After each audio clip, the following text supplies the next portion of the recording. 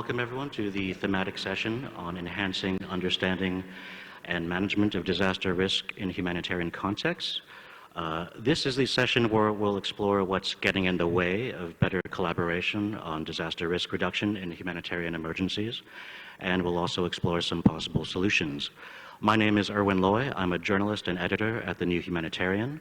We're a news agency that reports on conflict and disasters to inform response and prevention. Frankly, I think we focus extensively on one of those, responding to crises, and that comes at the expense of the other. And so too does the aid sector, but I think that's why so many of you are here in Indonesia to try and shift that focus. The reasons why are clear. Humanitarian needs are soaring, and aid budgets cannot keep pace. Crises are growing more severe, more costly, and lasting longer. With the climate crisis and pandemics and inequality, hazards are multiplying, disasters are compounding, and there are new types of stress emerging. The number of communities that need humanitarian aid will only rise unless there are more effective ways to understand the nature of risk in protracted crises. So I think everyone in this room knows that. Everyone knows the importance of the DRR agenda.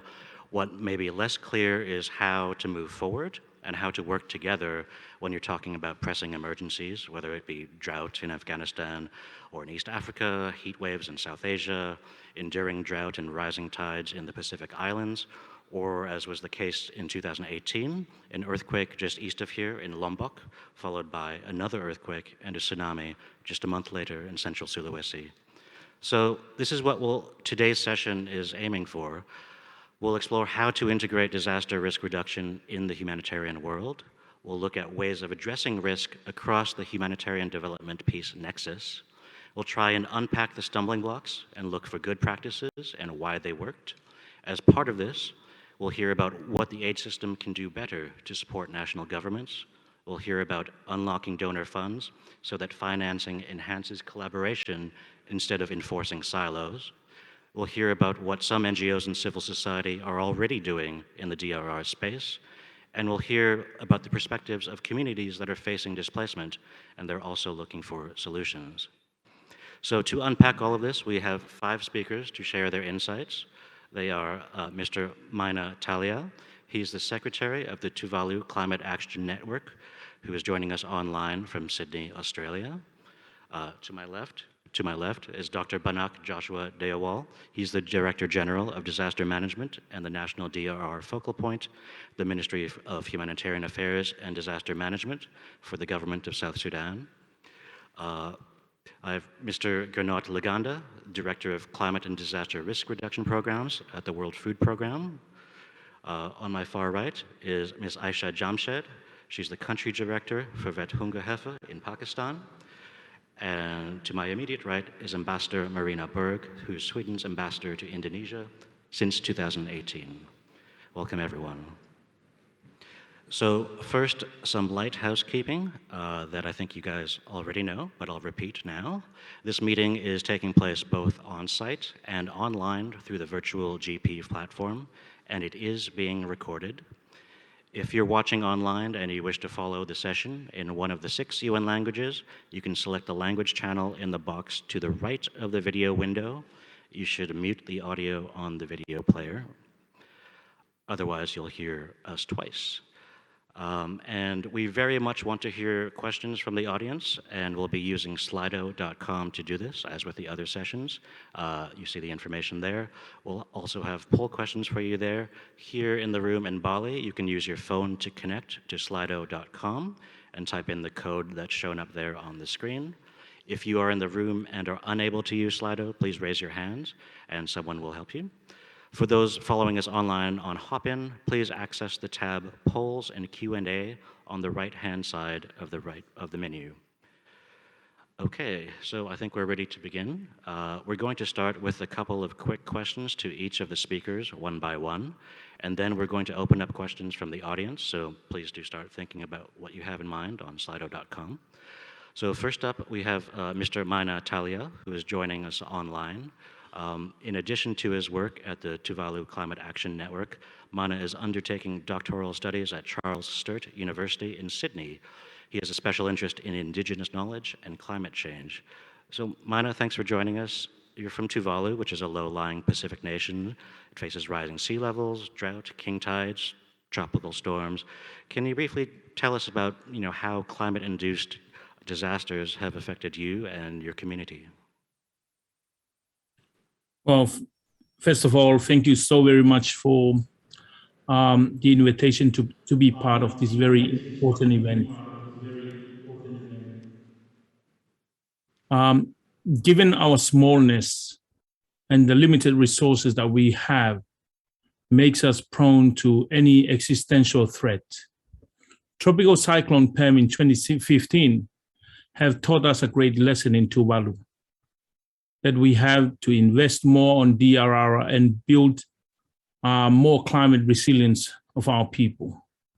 There is a growing need for insight into how Tuvalu respond, recover, and adapt to the impact of climate-induced disasters. The effect of climate-induced disasters in Tuvalu are multiple and intersectional. It affects the livelihoods, well-being, and the security of our people. For instance, increase in internal migration as a result of king tide floods and tropical cyclones as well, increased soil infertility due to flooding and seawater intrusion, affecting food and water security as well. This will also raise the issue of food safety, as our people will have to choose whatever is available on the shop, not by quality wise, but whatever is available. There is also the question of sovereignty comes into play, which is a major effect of the rising sea level, substantively affect our maritime boundaries and our physical island over time. Issues of submersion as well. But for our people, migration is a definite no. So it is a security threat for us as well when we talk about disasters that affect our people living on small, low-lying atolls like Tuvalu. Thank you.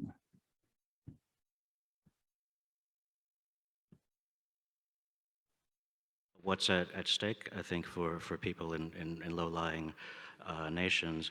I'm wondering, what gaps do you see in addressing disaster risk reduction on Tuvalu, and how some of these gaps might be overcome? Well, in terms of gaps, cultural values, power relation, indigenous knowledge systems, local networks, and community-based adaptive capacities are crucial when considering resilience, recovery, and adaptation to climate-induced disasters. Capacity is one of the gaps in addressing disaster risk reduction in Tuvalu. Hence, the grassroots needs to be educated in order to build their capacity to be able to respond, recover, and adapt efficiently to natural disasters. The lack of resources to address disaster risk is another gap. We really need real finance, real resources, and expertise to support our people. And that's one of the major gaps. Therefore, mainstreaming indigenous knowledge systems into our adaptive measure, I believe, will also assist in bridging the gap, particularly within communities. This is because we have our own traditional knowledge system or wisdom holders within our communities that can impart their knowledge to be utilized in addressing disaster risk. Such knowledge do not have a price tag attached to it, not expensive, and the existence of expertise is there within the community that is affected.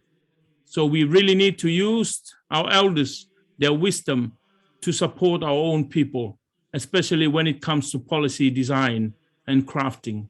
Thank you. Thank you, Marina. You make a good point about, indigenous knowledge, especially in the context where resources are really limited. I just want to ask you a follow-up question. We talked about some of the gaps, but what are some of the solutions that you've seen on Tuvalu? What are some of the good DRR practices that others might learn from? Well, currently at the present time, what we do at the moment is the fact that we have developed new infrastructures ideas in terms of, they call it climate proofing, strengthening our infrastructures in the island and integrating our traditional way of building into a Western type of design. So this is one way of responding to the negative impact of disasters, is to strengthen our infrastructures in order to respond to disasters. So climate proofing is very important for us in the island, especially the frequent visit of disasters. Almost every year we get cyclones and even droughts. They are all disasters for us. It disturb our traditional way of living. It disturb our livelihoods and so forth.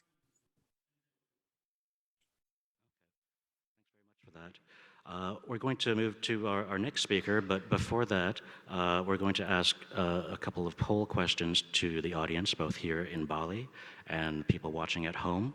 So we have two questions for you, and you can go to slido.com to look at these, to enter your answers. So the first question to the audience is, what gaps do you see in addressing disaster risk reduction where you live? And the second question is an obvious follow-up. How can these gaps be filled? So what are the gaps and what are the solutions? And go ahead and answer your questions, and we'll move on to our next speaker, who's sitting right beside me, Mr. Banak Deowal. Banak, you have more than 12 years of experience in emergency preparedness, DRR planning, and disaster response in South Sudan. Can you give us some examples of successful climate and disaster risk reduction actions that you've seen? And on the other hand, what are some of the barriers that you're also seeing? Thank you, Arwin, for giving me the opportunity.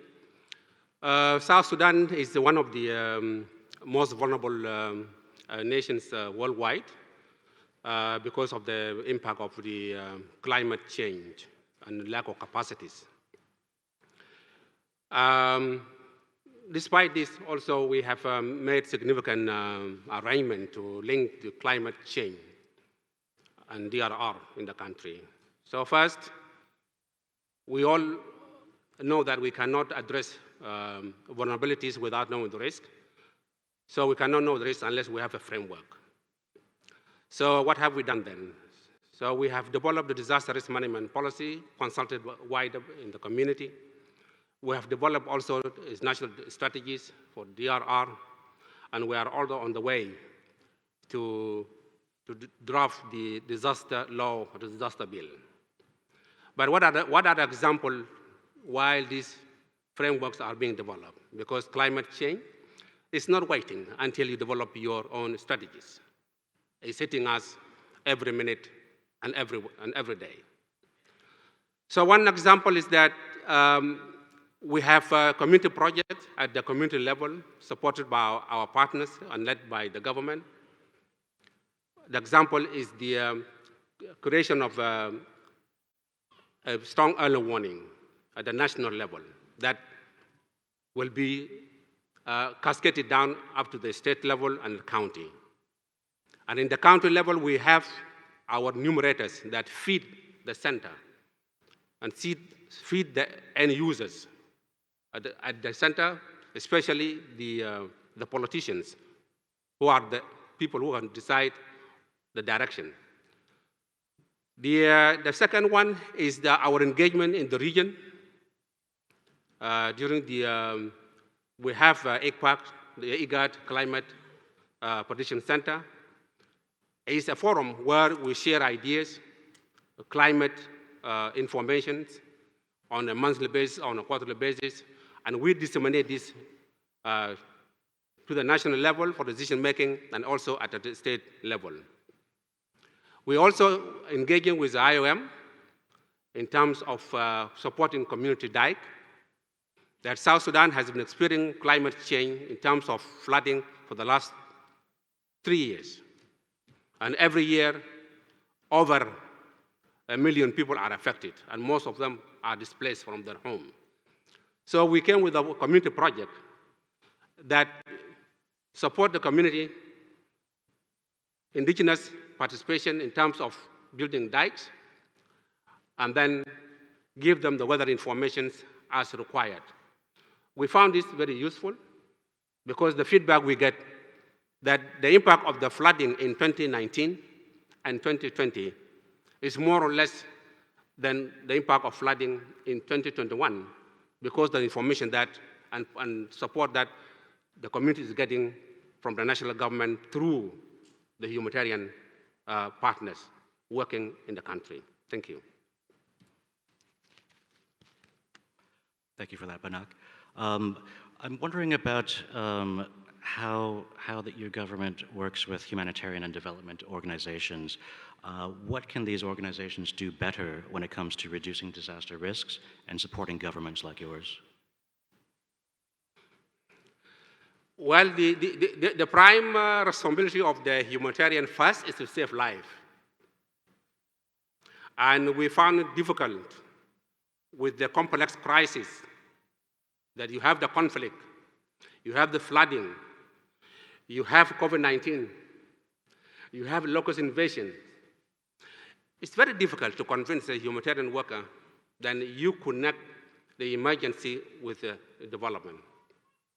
But we are fortunate that my colleague who is next to me here from World Food Program and other organizations like UNDP, IOM, FAO, were able to change the strategies that linking emergency with development could be the only way forward to achieve long-term development and to avoid the repeat of the crisis in the near future.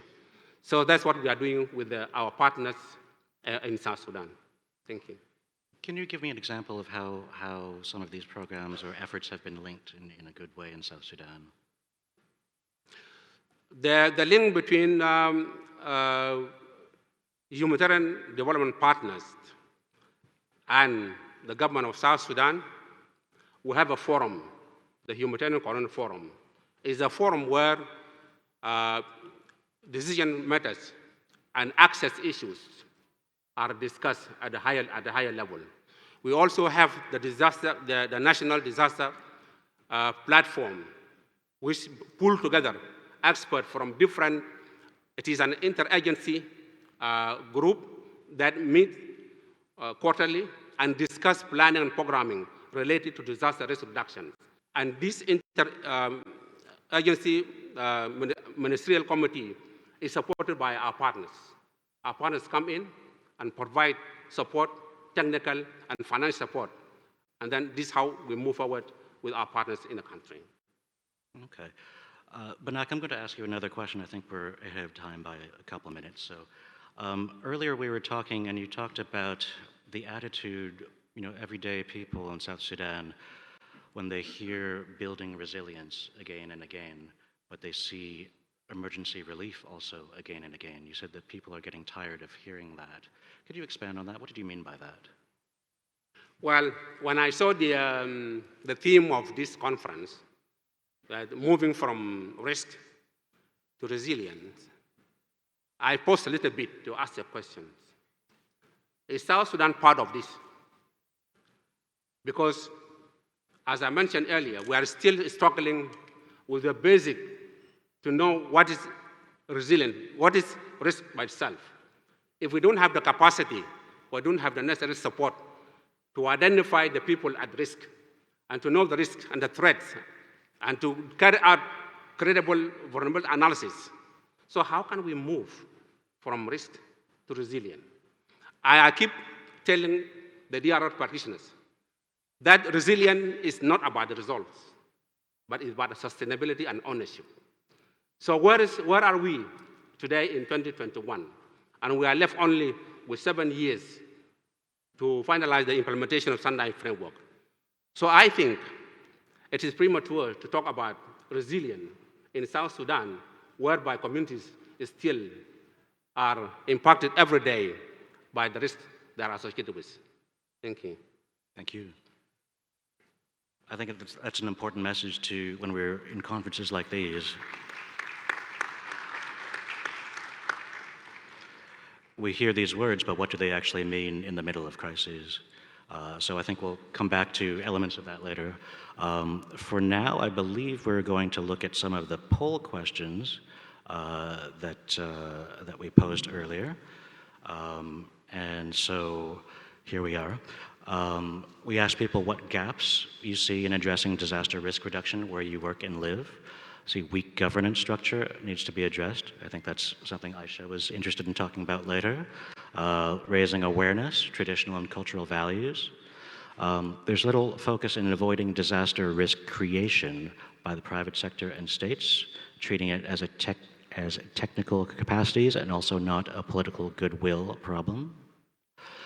Not many know the platform for understanding the risk, and the given information is not easy to understand. I think that's a fair comment, I think throughout the aid sector, but I think the disaster risk reduction movement can learn from that as well.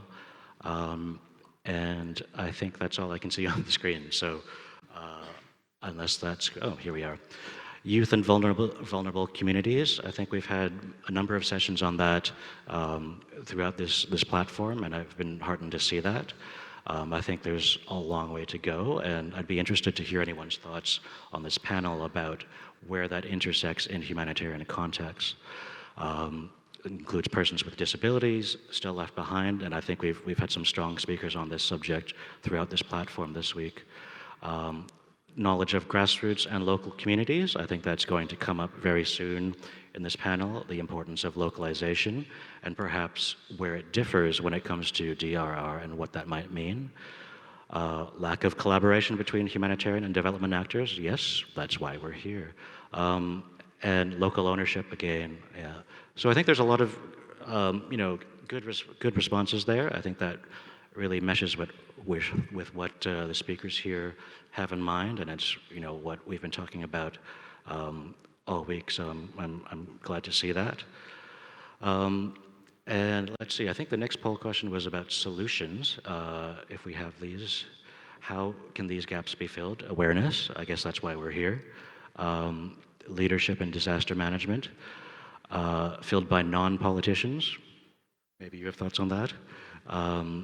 Refocusing, regulations for housing development and infrastructure, legislation. We're coming to a lot of governance issues here. Let's see. Disseminating risk information through social media platforms. I know that's come up quite a bit. There have been a few catchy songs floating around. And yeah, a lot of bridges between local and national authorities. And I think we'll find that there's a need for bridges between some of the different actors who are on this panel, on this stage with me. And I think we'll hear why shortly. Okay, well, thanks so much for contributing those. Just a reminder that we are taking questions for the speakers on the same platform on Slido, so please do input your questions there as well. For now, we're going to move on to our third speaker, who's sitting over here to my left. He's Gernot Laganda from the World Food Programme. Gernot, you now lead the climate and disaster risk reduction programs at the WFP. Before this, you've held both humanitarian and more development-focused roles. So we all know that humanitarian and development actors work in silos. Underlying drivers of disaster risk, like poverty and even climate change, are traditionally seen as linked to development rather than humanitarian response. From your point of view, what are the stumbling blocks that get in the way of humanitarian and development workers or actors working more collaboratively? Yeah, thank you, Irvin, for the invitation. It's a pleasure to be here. I think for the humanitarian community, when we look at the link between humanitarian action and development action, then we can see that very often when humanitarian action is necessary, there has been a failure of development of some kind, right? There has been a failure to predict and a failure to protect. And very often, the next question then is, why has this been the case? So the prediction is not very straightforward because, as Dr. Dewal already mentioned, we are not only talking about a climate forecast. There is a complex interplay between different drivers of risks. There is climate, there are conflicts, social tensions, there is displacement, there are economic disruptions, food price inflation, and all that combines into a very complex picture of risk that is very difficult to predict, especially when you look at COVID or now the invasion in Ukraine. You know, this was unpredictable and rippled through the global economy and is now affecting people in South Sudan, you know, because of the food price increases and many other places. So the prediction is very difficult. But then, you know, eventually, when you break things down, you know, the one common thing we all are working towards is vulnerability reduction. You know? When people are vulnerable, then it doesn't really matter what they get hit by. It can be a seasonal event, it can be a food price hike, it can be an infection with COVID-19. You know, there is going to be then a humanitarian situation. So we try to really bring now together the two spheres in such a way that they jointly look at vulnerability reduction.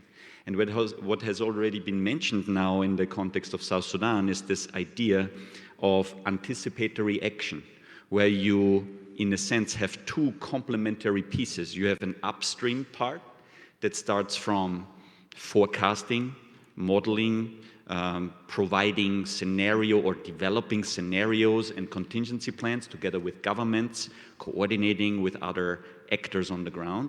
Upstream part, usually financed with development money or with climate finance.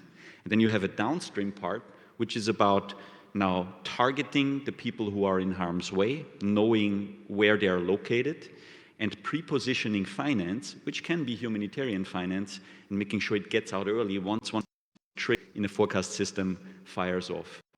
And that requires basically the combination of finance, but also very strong partnerships across the nexus between humanitarian and development action, and of course, you know, a strong coordination with the government, which is then eventually, using this system to roll it out. I think this is one example where we have seen very promising progress along this nexus and in this collaborative space. Thanks for that. So, you know, we're talking about humanitarian and development actors and the government, which we all have represented here. I'm wondering what other stakeholders do you think need to be part of the solution when we're talking about DRR in humanitarian planning? So, you know, dividing the world into humanitarian and development actors is kind of artificial, because when you look at, you know, if a flood happens, who are the first responders? It's local communities. It's, you know, people relying on networks of kinships, on neighbors to help each other out. You know, the first responders are not the UN or NGOs. It's usually when something happens immediately after. I mean, the first window after the disaster is where local solidarity plays a big role. So communities are very important actors in this space. They are also important when it comes to determining which investments are necessary when we, for example, work in cash for work or food for work programs. In WFP, we call these programs food assistance for assets. There's always a participatory consultation where we try to find out if now the community were to establish assets, build assets. What would these assets be? Would they build, you know, an irrigation system, a drainage system? Would they want to build gabion walls to protect against floods? Would they want to build terraces or half moons on the landscapes? Would they restore degraded forests? This is then ultimately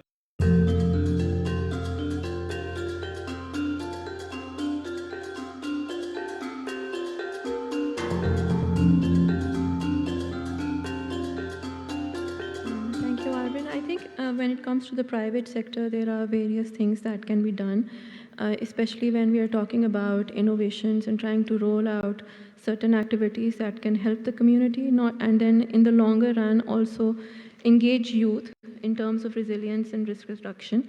I think the private sector becomes key. They can not only impart research funding from their side, which they use for products, but they can actually also help roll out various interventions on ground. And this is something that has been piloted on and off basis in Pakistan and has been very successful as a whole.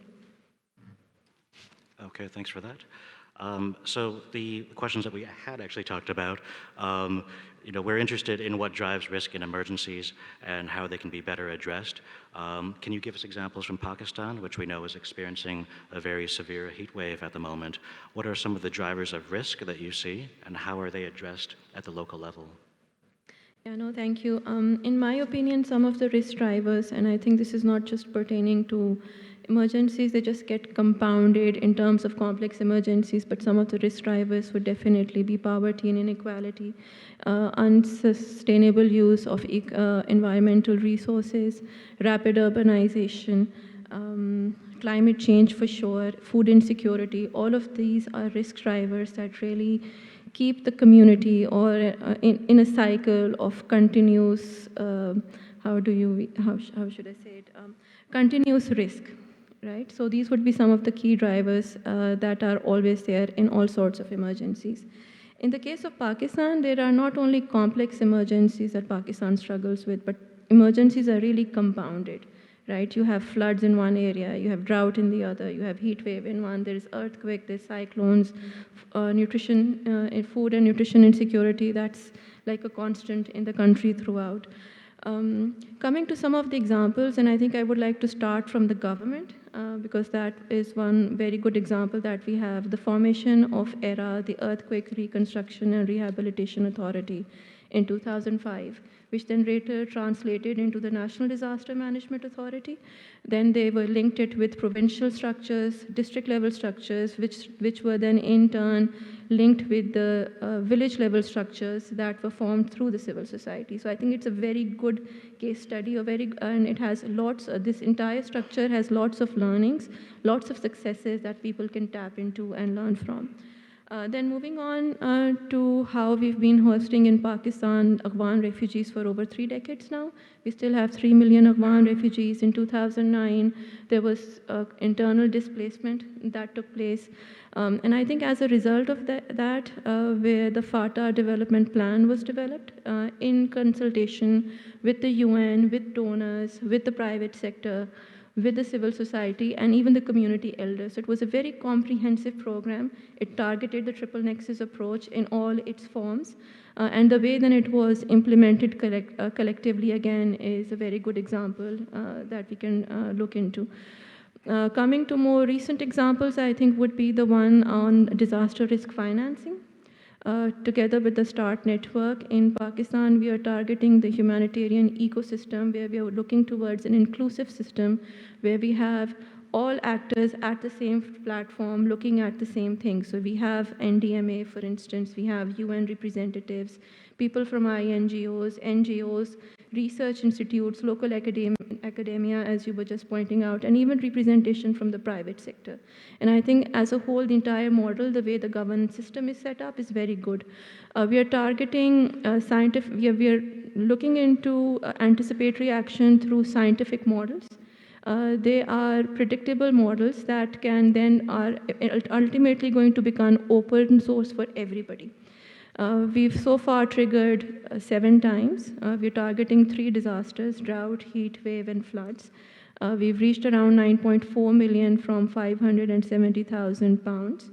And if you look at the per cost, if you look at costs for high-risk flood response in anticipation, for instance, it's around $7 USD per individual. If you look at a medium-level response, it's between 3 to 4 US dollars. Similarly, if you're looking at drought, again, a higher-level risk response is around $7, whereas a low-level risk, medium-level risk response would be around 3.5. For heat wave, a high response is between 1.5 to $2, a medium response between under $1, around $1. So it's a very comprehensive system that people can really learn a lot from. Thanks for that. We've talked a lot about local responders, and we'll talk more soon, but I'm wondering, in Pakistan, what kind of opportunities are there to engage local civil society and NGOs in disaster risk reduction? What has worked? What are the challenges? I think there is acute awareness within Pakistan at the moment that the civil society as a whole has a very holistic role to play when it comes to disaster risk resilience or disaster risk reduction. And if we look at the way things have transpired in Pakistan or transformed in Pakistan, the civil society as a whole, and specifically the local NGOs, have had a very, very strong role to play. One of the good examples would be the formation of two networks, the National Humanitarian Network for local NGOs that has around 163 NGO members, and then the Pakistan Humanitarian Forum, which has around 32 INGO members. And when we talk about localization, or when we talk about looking at the role of the civil society, I think these two networks, in terms of coordination, have played an integral role, because it's all about like-minded organizations who are working on disaster risk reduction as a whole. I think then more specifically, if we look at examples on how things have gone down to the community, linking it with localization again, there has been a lot of investment through the civil society, through local NGOs, specifically on CBDRM structures. There have been the early emergency response teams that have been set up, disaster management committees, village development committees, the CBOs, and how all of them have been linked with the infrastructure that is in place already. Now, the retention of capacities obviously is a question and something that we can talk and debate on, but I think as a process or as an approach, this is something that has worked out quite well. And then more recently, talking about the grand bargain and shifting resources to the people, I think, again, the Ready Hub that has been supported by the START network is, again, a very good example. So it's a locally registered hub driven by the community, by local organizations, by local government departments, working collectively towards anticipation and early action. So these would be some of the examples we could really look into. Okay, thanks for that. I think we'll have an opportunity to talk a bit more about some of the local responses and some of what you mentioned about retaining capacities over the longer term and funding them, which is a very important issue that hasn't come up yet. To my right, we'll go to the next speaker, who is Marina Burke, the ambassador of Sweden to Indonesia. Marina is formerly Director and Deputy Head of Department for the International Development Cooperation Department at the Swedish Ministry of Foreign Affairs. Marina, we hear so much about silos, and that's especially the case when it comes to DRR. Sweden says it promotes risk-informed humanitarian action and collaboration between humanitarian and development actors. What can governments do to break these silos and promote risk-informed humanitarian action? Thank you, and also thank you to the excellent colleagues sharing the information, valuable information from all of you. First, before I answer the question, let you all know that I did this 20 years ago. I was in Kobe, and we still send the same messages. The difference is, however, that the crises are there are more crises and they are more complex. So what I'm saying is that it is urgent. It's urgent to change our approach. So I'll try to answer the question. It's not easy, but I'll do it. I'll definitely try. First of all, reducing vulnerability is critical to preventing hazards from turning into disasters. We need to change approach, as I said, and act on a ripple, not on a flood. It is my firm belief that we should cooperate more between actors and sectors to bridge the gaps in addressing disasters, risk reduction in crisis humanitarian contexts. We need a comprehensive and systematic approach. We need to collaborate in nexus. And we need now to walk the talk and showcase role models that can inspire others. One example is the Swedish funded Horn of Africa Partnership for Early Warning and Early Action, which IGAD runs together with UNDRR and World Food Programme. The early warning and Early Action, a partnership, promotes a multi-sectoral and inclusive approach to disaster risk reduction. It serves as a platform to develop risk knowledge, products for the benefit of early warning and early action, with the aim of mitigating disasters and addressing persistent food security challenges in specifically the Horn of Africa. And we must all remember that risks are local, as has been said earlier. Capacities and knowledge need to be strengthened at a local and a country level. Localization is key. Where crises are predictable, this means early warning, early action, and anticipatory action. This helps people to face crises on their own terms, empowering them to make decisions that are best for their families and communities. And we have some good examples from that. And we need also political leadership. We need wisdom and we need expertise to join forces. And I also want to underline the need to include a gender perspective. Women and girls suffer more from disasters as they worsen gender discrimination and inequalities. It is critical to leverage women's voices, agency and leadership for disaster risk reduction and building local resilience by that. Concrete solutions to achieve this include investments in understanding the gender dimensions of disaster risks and the indispensable role that women play in reducing risk and building resilience. For this, we need disaggregated data. Thanks for that, Marina. I'm interested in the roles that governments like yours can play in making some of these changes that people on the ground are really seeing. We're talking about silos, talking about access to different pots of funding that they can't access for DRR. What kind of changes do you think are needed on that level to unlock disaster risk reduction in countries facing these sorts of emergencies? I think we need transformation in finance and donorship and partnership and unlock the risk reduction options in countries dealing with complex emergencies. So we must gather around the understanding that risk-informed planning and acting ahead of crisis will only become a reality with a systematic approach, as I mentioned.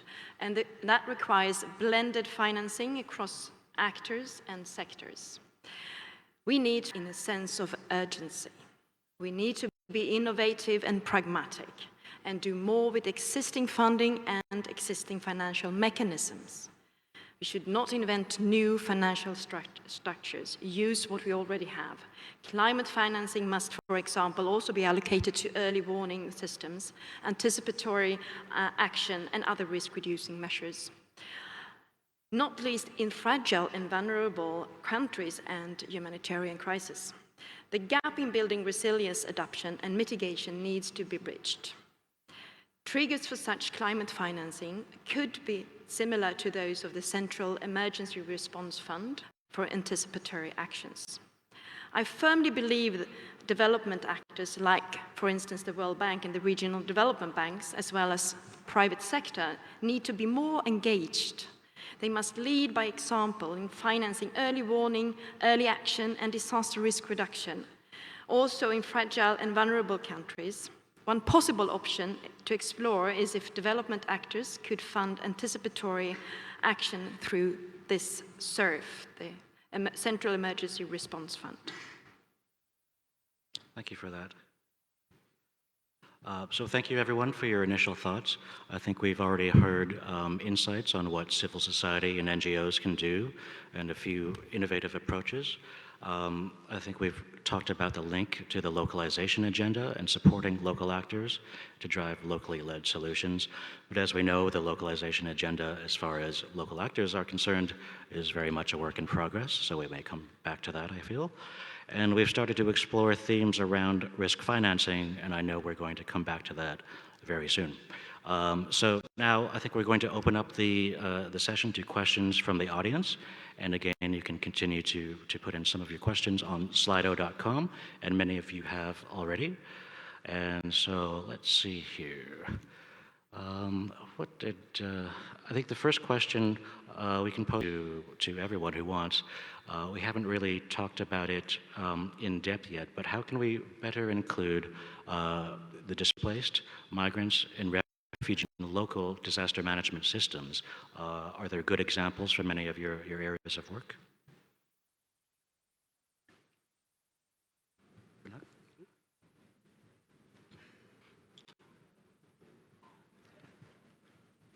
I think that's a good question. And myself, have been a refugee. And the best way to include this vulnerable group, the refugees and the IDPs, and even the host communities, the women and people living with disabilities, is to adopt a holistic approach. But it's very difficult. So for the case of South Sudan, if the displaced people are displaced because of a natural hazard, then it will be easy for the government to reach out to everyone, including the refugees. But if the displaced is by political conflict, it becomes very complex. So the central government will not be able to reach the people whom by themselves they were displaced by the same government. So that's tricky. But the example we have in South Sudan, following the peace agreement, we have developed a strategy, what we call the durable solution for the problem of the IDPs, host communities, and refugees. And it has worked well because we work with our partners.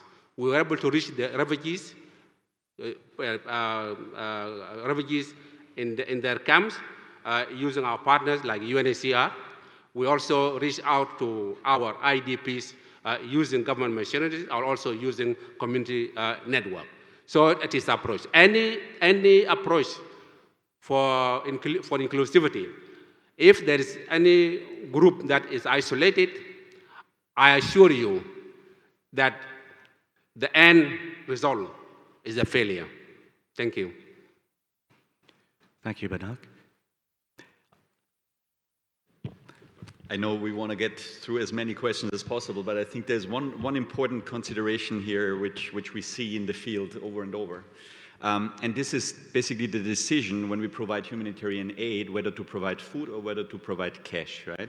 Food normally is provided in places where you have no markets, where basically the markets have broken down, food is not accessible. But cash is a very interesting option in situations of displacement, because very often, whenever people get displaced and get in touch with local communities, sometimes there's low social tension, there's scarcity of resources. And when you basically transfer cash to displaced communities, and these displaced communities then spend the cash in the local economy, then you reduce the risk of social tension. So it's a risk reduction approach just by picking the right mode of transfer modality. Thank you. That's an interesting point. I'd like to ask about anticipatory action, maybe this one for Ambassador Burke. It was highlighted as an example of a more risk-informed approach to humanitarian financing, but people use anticipatory action to mean different things along the preparedness, prevention, and early response spectrum. How can we build a common understanding of anticipatory action so that we can measure its success? I'm sorry I didn't read the question. Maybe I should. Well, anyway, I think what it's all about, I think, bottom line, what I was talking about earlier is flexible financing. It has many dimensions. First of all, flexible means not working in silos, but it also means that donors not just have to increase, and non-traditional donors as well, that means also the private sector, have to increase the support. And it has to be non-earmarked, and it has to be core financing. That is a founding base for being flexible, for being able to pick and choose what to do, and adapting to local context. And from your point of view, in government, what are the barriers to actually creating non-earmarked funding? Because we hear so often humanitarian actors asking for that, but it seems a rarity sometimes. Why is it so difficult to create this level of funding? I guess many of us donors are interested in showing their capabilities. And I think we just need to act, as I said earlier, with urgency. And that means that you cannot think about national interests. We need to come together and work together.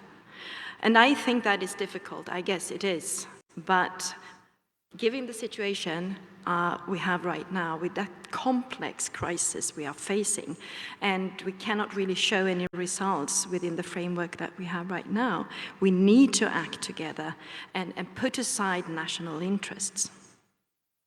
Thank you for that. I have a question for Aisha Jamshed. We have a lot of risk data being collected by development and humanitarian actors using different methods and tools.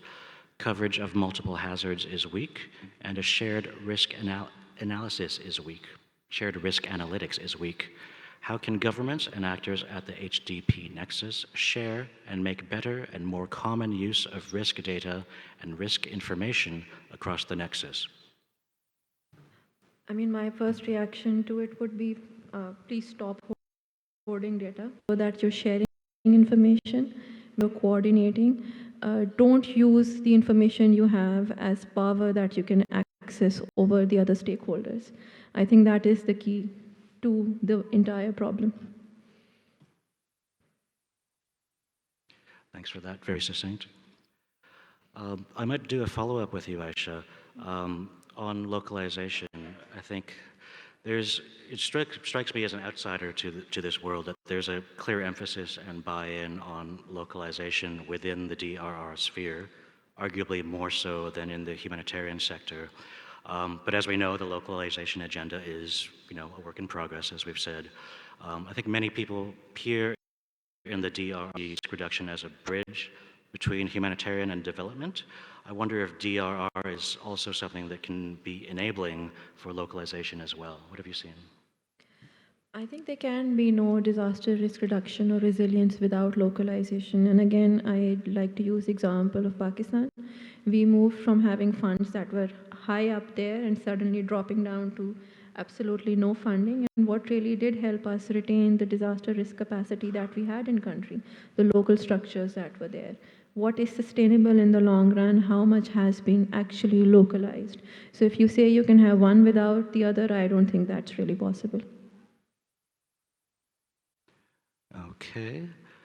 And Dr. Banak, let's go back to you. We have a question here. What is on your wish list of how humanitarian and development actors should engage with South Sudan from risk to resilience? Come again? They're asking for your wish list. What would you like to see happen for humanitarian and development actors to engage with the government? I think I mentioned this in my first intervention. Although I appreciate what is going on, if you consider the complex situation of South Sudan, so our humanitarian partners are doing really a commendable job. But there's more on this. Working in a conflict setting is one of the difficult things to do in the humanitarian work. And people are losing life. Humanitarian work are losing life every day. Access is a problem. Yeah, it's very difficult to put forward a realistic approach to what should be done because the scenarios are changing every day. But if we want to appeal to the humanitarian community, is that we have our partners that are working directly with the communities on ground. So this could be an entry point for our partners to channel funding to the at-risk communities, to the societies like Red Cross. We have very strong link with Red Cross societies in South Sudan. And of course, the Red Cross is also supported by the International Federation of the Red Cross. These are key. I'm not saying that World Food Program is not a very important partner, but there are also limitations where World Food Program cannot reach, the South Sudan Red Cross and Federation can reach because they work directly with the community and not necessarily on emergency. They also have the element of community. So what we are saying, there is a good space if we collaborate and we communicate and we coordinate our efforts together, then humanitarian workers can have a role in reducing disaster risk by linking emergency with development through communities. Thank you. Thank you for that, Dr. Banak. I'd like to go online to Marina Talai in Sydney, if he's still with us. I'd actually like to bring it back to the first question that was posed to all the audience. You know, many people in Tuvalu are facing the prospect of displacement. It's unclear exactly how and to what scale, but there's only so far to go inland when you're living in a low-lying atoll nation. So I'm wondering if you have thoughts on how people looking at displacement or migration in Tuvalu, how they can be better included in local disaster management systems. Is there something good that's happening in Tuvalu on that front, or are there some concerns around there? Well, thank you so much for the question. In fact, as I stated earlier, we have very limited resources to respond to any existential threat. And of course, migration is a definite no for our people. And our elders continue to say that, you know, it is very premature to throw in the white towel. And for people outside, for them, it's easy. You just get up and go somewhere else that is safer for you guys to sustain life. But at the meantime, there's still quite a lot of discussion around between non-governmental organizations, faith-based organizations, including the government of Tuvalu, in what ways they can work better to address such issue. Apart from building our resilience, apart from building seawalls to protect our islands, you know, the question that we continue to anticipate and continue to ask is the fact that how long or how further inland we can still move in, because, you know, standing in the middle of the island, you will see the open sea and you will see the lagoon. It's just a strip of land. So it brings a lot of fear and uncertainty to our people. But what else can we do? You know, that's why we need financial support from outside to build resilience, to build protection, and also to ensure the continuity of our people to live in small island states. Thank you very much for that. I'll ask the next question to Gernot. It's about financing. Are existing humanitarian financing mechanisms that allow for anticipatory action, talking about SURF, Start Fund, etc., are these sufficient? What else would be needed to be mainstreamed? Thank you for the question. So the humanitarian system is generally not very good working with uncertainty. This is life-saving money. You need to prioritize basically people whose lives are in danger. And we never have enough money to basically all the people who are in such a situation. That's the baseline from which we start. Now we come with the idea to respond to situations that have not yet happened, right? So there is a natural response to say, you know, if this doesn't happen, the money is missing from our response in Yemen or in Syria, in South Sudan, in the many places where people are dying of hunger. So, you know, we cannot really use the existing humanitarian money for responding to uncertainty. So at the moment, I think, the solution or the interim solution, while we're still in this phase where we are running, you know, with I would say more or less on a pilot level, is have these funds in separate instruments, like in an anticipatory action window under the SURF, or in a trust fund in WFP, or in the START fund, and then basically use those because they're earmarked already by donors who are, like, for example, the Nordics, you know, who are trying to also drive innovation in the humanitarian system, recognizing that, you know, we are getting to that crunch point, and there is this, you know, the breaking down of the system in times of, you know, runaway climate extremes, where the 50% gap between humanitarian needs and humanitarian funding that we see now, you know, in the next decade might well go to 60-70%. So we need to innovate now in order to make this happen. I think so it's, to my mind, that the earmarking is still quite important. You cannot expect the humanitarian system to shift from one mode to the next over the next 2 years. But as we are triggering and activating the systems more and more, we gain more experience about the cost-benefit ratios.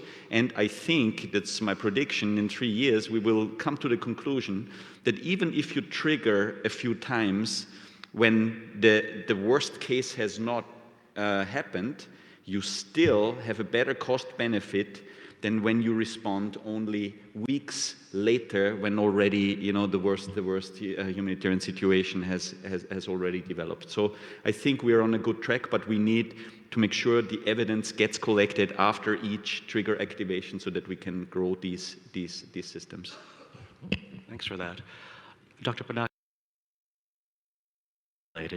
you spoke earlier about the difficulty for you in government in accessing funds for DRR. It struck me as a bit of a power imbalance where you were, essentially waiting for someone at a UN agency to come to you with an offer, but if you had your own idea, your own plans for disaster risk reduction programs, where do you go? Could you tell us about that? Well, I said that out of experience. Of course, when we bring the framework for DRR, especially when we adopted the Sendai framework in Sendai City in Japan in 2015, we didn't assent to the Sendai framework because we need money from other people. We think that we can also contribute and make progress. But what we are asking is the gap that we are not able, because when we initiated the development of disaster risk management policy, the government contributed to the program, but yet we couldn't make it because of lack of financing. So when I'm saying sometimes our partners, which is a good thing, of course, if somebody come and telling you, knocking at the door, that I have something for you, you can't refuse. But it's giving you the enough support that the donor already gave. And so I'm saying that the modality, the system that we have in the UN system, in the UNDR, the national government should be educated how to access funds from either from the regional organizations or from the partners, like World Food Program is supporting the establishment of a very good early warning, and we started many years ago with the World Food Program in South Sudan as well as UNDP. But in most cases, we are in a forum, and the agency will say, "I have some money for you," but look, hey, how did you get the money on my behalf? That's the question I'm asking, because the program should emanate from the government requesting the partner that I have a gap to need to be filled. So that's the point I was making. There's no clarity, there's no transparency. Even you don't know how much is supposed to be given to you, such that you go to the community, and what is the scope of that support? So that's the point I was making. Thank you. Thank you. I'm going to ask a general question for all. I think it's something we've been kind of talking about through this session, but let's focus specifically on capacity gaps faced by humanitarian and development actors, the capacity gaps that kind of prevent people from better risk informing their operations on the ground. Maybe Aisha, I'll go to you first, and perhaps if others have thoughts on this, they can think about their answers. Aisha, what do you see as some of the capacity gaps that are kind of preventing this collaboration? Honestly, I think it has less to do with capacity gaps and more to do with capacity retention as a whole. I mean, of course, gaps only occur because retention is not possible, especially at the local level. So as long as you're able to retain capacities, those gaps really don't occur. People normally confuse the gaps with the ability to retain. Those capacities exist within the system. It's just who is able to tap into them because of the resources that are available. Okay. Anyone else have thoughts on Mr. Burke? Yes. Thank you. On that specific question, I think the capacity in the world we have the capacity to handle the situation. That is the positive note when it comes to the climate crisis we face and the crisis to handle. We have the capacity, but that really demands that we work together. And when I'm talking about private-public partnership, I mean that the international community, we have the methods to handle the situation, whether it is a humanitarian situation or it's long-term solutions. But we need to collaborate with the private sector. They have the techniques and innovation. And addition to that, of course, also the academia. So we should work in the triple helix concept. Okay. Anyone else have thoughts? Gernot? I think the humanitarian community, by and large, is very good dealing with extreme events. No? We know our floods and our droughts and our storms. Now, in a changing climate, there are also slow onset hazards that we're less well acquainted with. No? There are, the dry spells, the heat waves, the shifts in seasonality, ocean acidification, sea level rise, creeping erosion, desertification. So I think there is, in the humanitarian community, a need to broaden our view of risk also to the slower onset events and learn, how can we, through that common denominator of vulnerability reduction, how can we address basically resilience of communities to the fast as much as to the more creeping problems that people have in their livelihood. So it's also, I think, in our own sector a need to learn more. I just want to say quickly, capacity is not static. It's static. It's not something that you give and then you go away. It's dynamic. So now our capacities have touchable. They were touched by the COVID-19. So do we all have the necessary capacity to confront the wave of climate change that is coming tomorrow? Even COVID-19 is still lingering around because the capacity is not enough. Even in China, where this thing started, is still the capacity to control the pandemic is a problem. So what we want to do about the capacity is something that dynamic, that it is not a one-off approach. It's something that you believe in with people. And then you prepare people to own the process after you inject in some of your money and some of your finances. So we need finance, really, starting from the national government and again supported by our partners. That's what we talk about capacity. Do you feel in South Sudan that these programs are encouraging ownership of projects, ownership of these ideas? Yes. It's something that we have been working to achieve in the country because we are a very small country in terms of populations. And not everyone that required the capacity that we are talking about. There's an indigenous capacity that we just need to upgrade to stand up for the challenges of tomorrow. So nobody needs to be trained every day because even people are growing old. I cannot be trained every day. So what we want is a sustainable approach, and we are ready. We are ready for any support that can come, whether it is regionally or internationally, to ensure sustainability with the disaster risk reduction priorities in the country. Thanks for that. I'm going to flip back to Ambassador Burke here. Can you tell us about some of the challenges for donors to adapting their finance to deal with the uncertainty that Gernot at WFP was talking about, the fear of funding uncertainty? Well, if all countries were thinking like Sweden, I didn't think you would have that problem.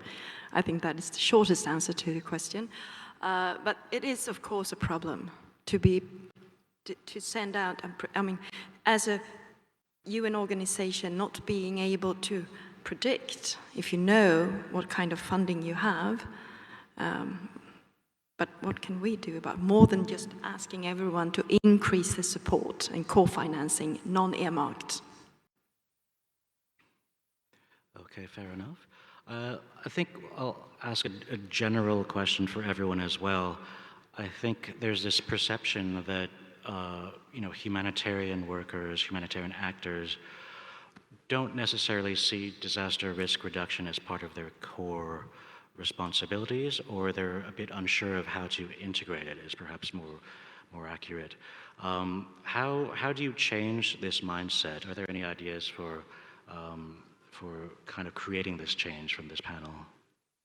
Any ideas up the top? You want to go? You are a humanitarian partner. Well, we have to address the problem that are faced first by humanitarian partners to work in any space. One of them is the access. So, and then we have to accept that when we, in a setting like I said in South Sudan, the conflict, it's very difficult. It's not logical for me to ask a humanitarian partner to link emergency, saving life, with development. But I think we could also have some flexibility where chances of providing sustainable development gradually to the communities, I think that would be a good option. And working with the government and communities, I think the humanitarian partners can find a space where they can put together the humanitarian emergency intervention together with development. Okay. We need dialogue. Thank you. Gernot? Maybe this one? I think. Yeah. Back on.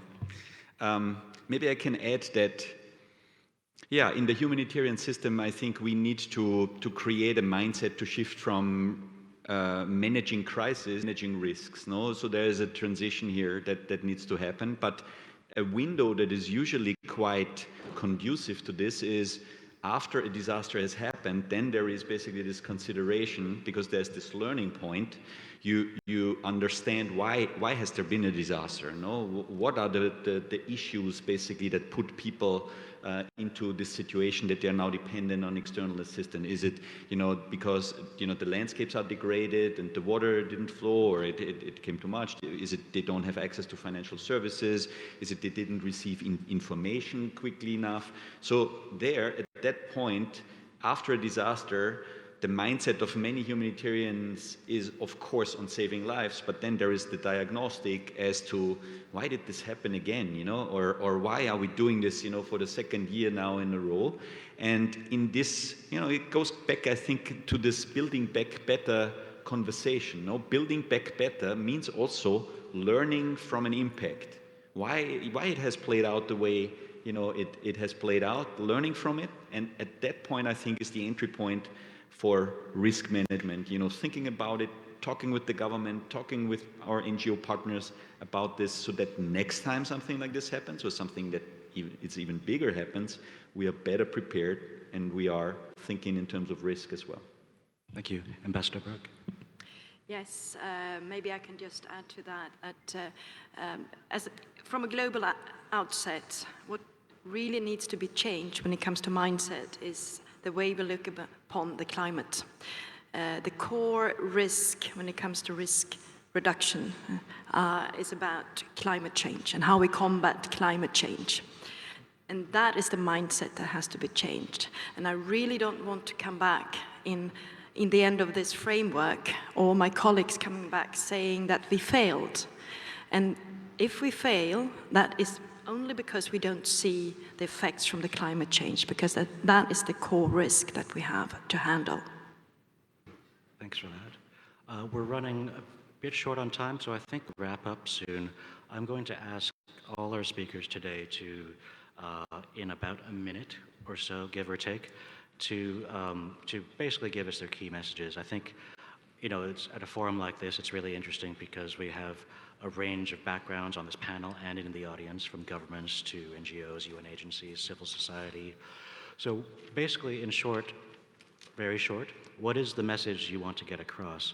Why don't we start online with Mr. Talia in Sydney, if we can connect to him.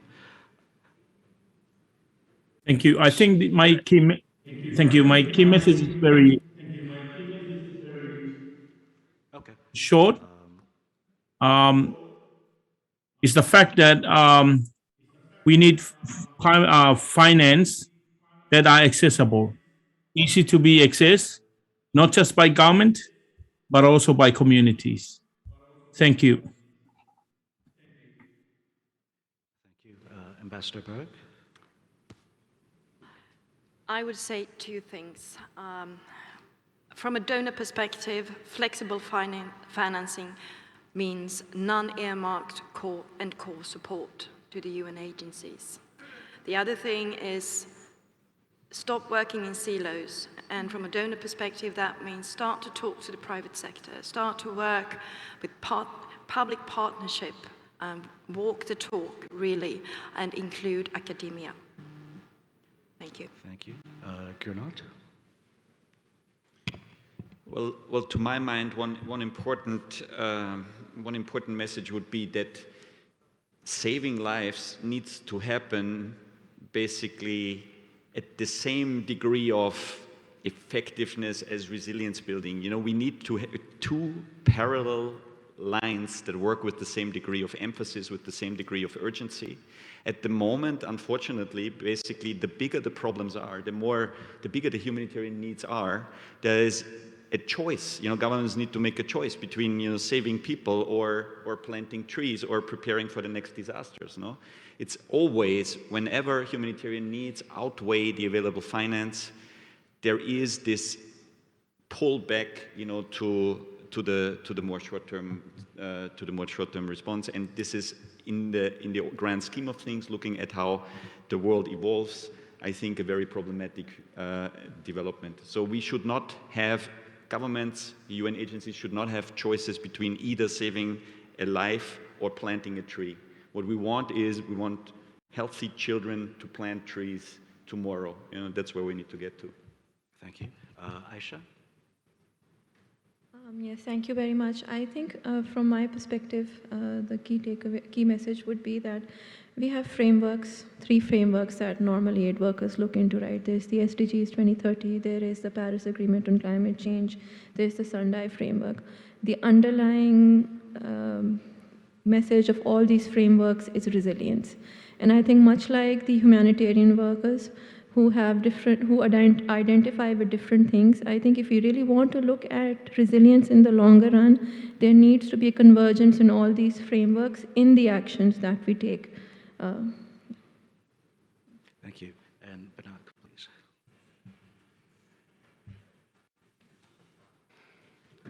Yeah, I have 2 messages. Maybe 3. One is to thank the organizers of this meeting, because it has exposed us to share our views and our positive and our negative side, that other people can come to our help.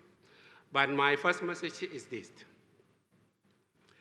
and it is to the DRR community worldwide, that let us not be daunted or frustrated by our failures, because they are our own making. So that will be my first message. The second is that since we are the prime contributors to the negative impact of climate change, then we need to leave our differences behind, not necessarily political differences, even differences in programming and planning, the way we are financing our projects.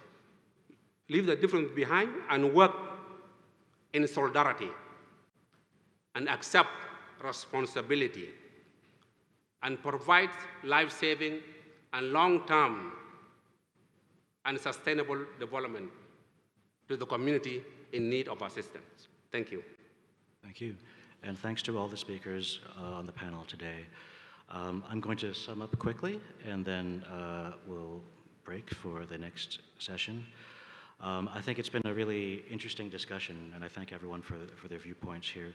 I think it's a really difficult topic to try and, do this change, this nexus that that has proved really difficult to even describe sometimes and to be precise about, and to see change in that. So I find it really interesting that the disaster risk reduction world can position itself as a bridge, and I think there's a lot of intrigue there. I think what I've been hearing a lot throughout this platform, but especially today, is finance, finance, finance. Stable, predictable finance. That seems to be what everyone is looking for. Multiple years, multiple funding sources, financing that lets people anticipate and act early before hazards become disasters, and take away some of the risk around contributing to funds to uncertainty. Also important, although we didn't quite talk about it, was the ability to track disaster risk reduction funding. Banak, earlier you mentioned about accessing funding itself. That seems like a really important link that shouldn't be too hard to, or knowing which funding is available. That seems like that's a doable one. Some of the points that I highlighted from Mr. Talai in Sydney, who is from Tuvalu, is the lack of resources is a problem, and the lack of there are few options when you're in a strip of land, as he describes it, but there are also solutions. So I'm quite interested in the indigenous knowledge concentration that he's talking about, and I think I'd be really interested to hear about more solutions from Pacific Island nations, who I think have been really deep in the disaster risk reduction agenda even before it was called that. So I think we have a lot to learn from them. Let's see, vulnerability. I think a few people just talked about this. You said it doesn't matter what the hazard is. It's a matter of vulnerability. If you're vulnerable, then anything can pose a threat. And so what are the systems that really look at vulnerability and track that? Obviously, we talked about funding. I'm interested in the other stakeholders. I think often it seems like we concentrate entirely on ourselves in the larger aid sector, or governments that deal directly with the aid sector.